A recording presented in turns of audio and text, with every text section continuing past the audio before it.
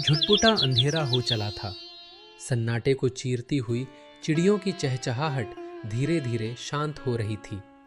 छोटा सा बालक माधव, जिसके कपड़े फटे हुए थे और पैरों में चप्पल तक नहीं थी, जंगल के रास्ते अपने घर की ओर भाग रहा था। वह लकड़ी बीनने गया था, लेकिन आज देर हो गई। अचानक एक बरगद के पुराने पेड़ के नीचे उसे एक दिव्य प्रकाश दिखाई दिया। माधव ठिठक गया। उसकी आंखों के सामने साक्षात देवी प्रकट थी।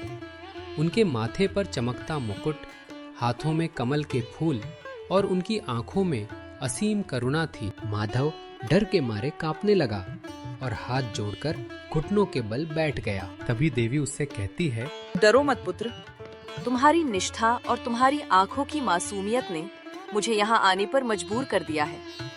मैं तुम्हें 3 जादुई वरदान देती हूँ। तुम जो मांगोगे वह पूरा होगा। माधव की आंखों में आंसू आ गए। उसने अपनी गरीबी, अपनी बीमार माँ और पिता के कर्ज को याद किया। हे माँ, क्या आप सच में मेरी किस्मत बदल देंगी? मेरे पास पहनने को कपड़े नहीं हैं, खाने को दाना नहीं है। मेरी माँ तड़प रही है। हाँ वत्स, मांगो अपना पहला वरदान। माधव ने सोचा कि अगर उसके पास खूब सारा धन आ जाए तो उसकी माँ का इलाज हो जाएगा और वह महल जैसे घर में रहेगी। सोचने के बाद माधव ने पहला वरदान मांगा। हे देवी, मुझे इतना धन और सोना दे दो कि मेरे गांव में कोई हमसे अमीर ना हो। मेरी माँ को कभी काम न करना पड़े। देवी ने मुस्कुराते हुए अपना हाथ उठाया। एक सुनहरी किरण माधव के सीने से टकराई। तथास्तु, जाओ, तुम्हारा घर अब सोने और चांदी से भर गया है। देवी गायब हो जाती है। माधव खुशी से पागल होकर घर की ओर दौड़ा। जैसे ही वह गांव पहुंचा, उसने देखा कि जहां उसकी फूस की झोपड़ी थी, वहां एक विशाल हवेली खड़ी थी। नौकर चाकर बाहर खड़े थे। वह चिल्लाता हुआ अंदर गया। माँ, देखो माँ, मैं क्या लाया हूँ। लेकिन जैसे ही वह अंदर के कमरे में पहुंचा, उसके पैरों तले जमीन खिसक गई।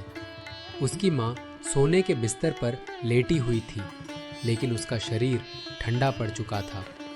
अत्यधिक सुख और वैभव के बीच उसकी माँ का कमजोर दिल उस बदलाव को सहन नहीं कर पाया और माधव के पहुंचने से पहले ही उसने दम तोड़ दिया था। माधव रोते हुए कहता है, नहीं माँ, आंखें खोलो। देखो, मैंने तुम्हारे लिए महल मांगा है।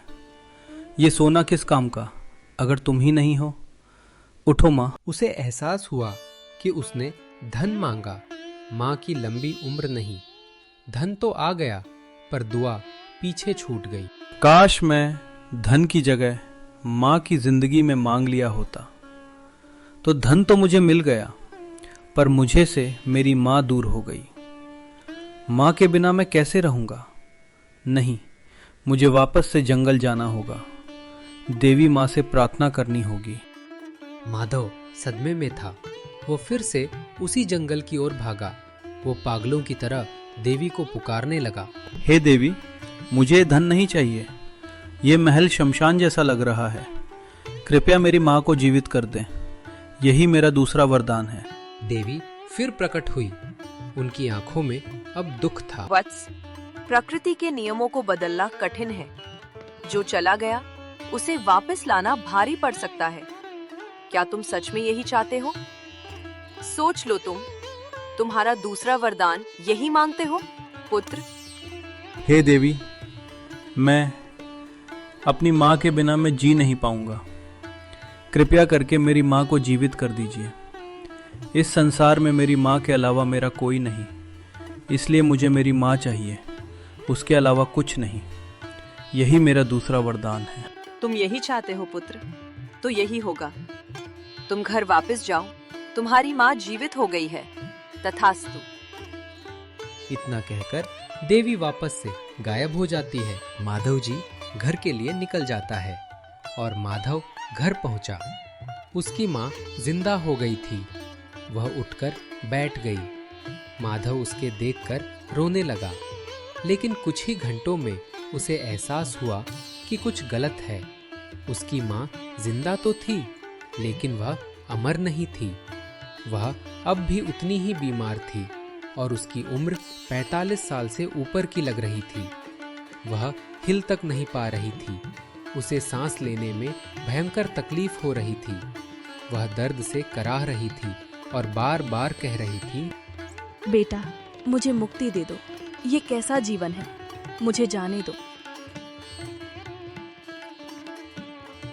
माधव ने अपनी माँ को जिंदा तो कर लिया, लेकिन उसकी बीमारी खत्म करना भूल गया। अब उसकी माँ हर पल मर रही थी, लेकिन मौत उसे आ नहीं रही थी। मैं फिर से गलती कर दिया। इस बीमारी से माँ को तो और तकलीफ ही हो रही है। माधव अपनी माँ की तड़प देख नहीं पा रहा था। वह समझ गया कि हम इंसान अपनी अधूरी बुद्धि से ईश्वर के विधान को नहीं बदल सकता। वह तीसरी बार देवी के पास गया। इस बार उसके चेहरे पर लालच नहीं, बल्कि एक गहरा ठहराव था। हे देवी माँ, मुझे दर्शन दीजिए कृपया करके। मुझे मेरी गलती और लालच का एहसास हो गया है। देवी फिर से प्रकट होती है। पुत्र, बोलो। देवी, मैंने धन मांगा तो माँ छिन गई, माँ मांगी तो उनकी शांति छिन गई। मैं स्वार्थी था। मैंने अपनी खुशी के लिए उन्हें इस तड़पते हुए शरीर में कैद कर दिया। पुत्र, मैं तो पहले ही कहा था, प्रकृति के नियमों को बदलना कठिन है। जो चला गया उसे वापस लाना भारी पड़ सकता है। अब तुम क्या चाहते हो? तुम्हारा अंतिम वरदान क्या है माधव? मेरा तीसरा और अंतिम वरदान यह है कि मेरी माँ को इस दर्द से मुक्ति मिल जाए, उन्हें शांति से परलोक जाने दे और यह सारा धन, यह महल गायब हो जाए। मुझे फिर से वही गरीब माधव बना दे जो अपनी माँ की गोद में सिर रखकर सोता था।